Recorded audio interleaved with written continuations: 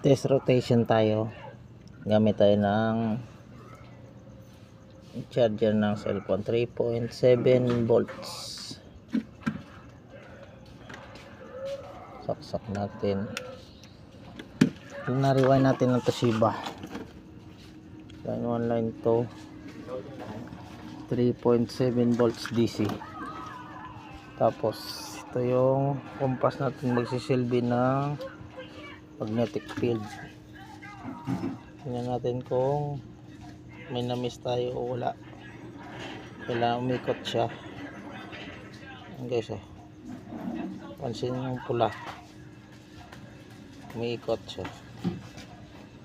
Ayan.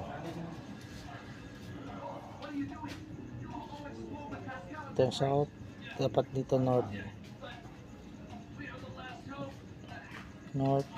south, south yung kabila, south yung puti.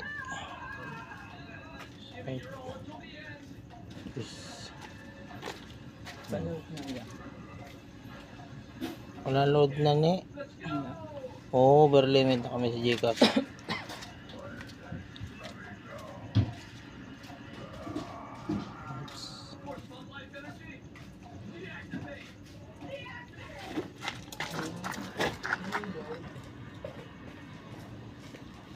Yun.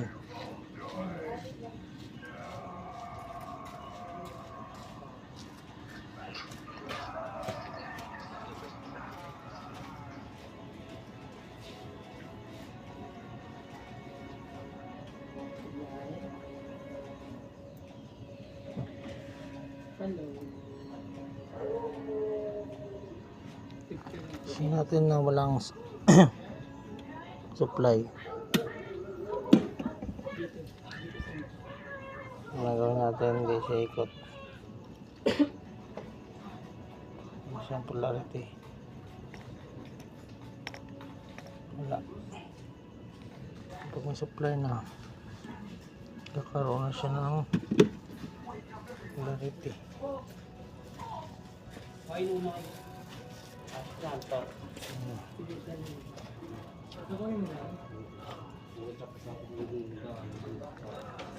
Pag ganyan niya, kung gano'n. Polarity check.